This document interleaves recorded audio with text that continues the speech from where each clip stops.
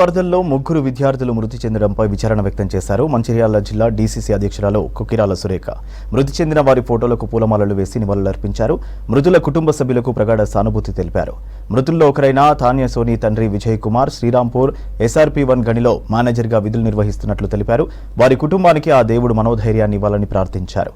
ఘటనకు ఢిల్లీ ప్రభుత్వమే బాధ్యత వహించి బాధిత కుటుంబాలకు నష్టపరిహారం చెల్లించాలని డిమాండ్ చేశారు సురేఖ.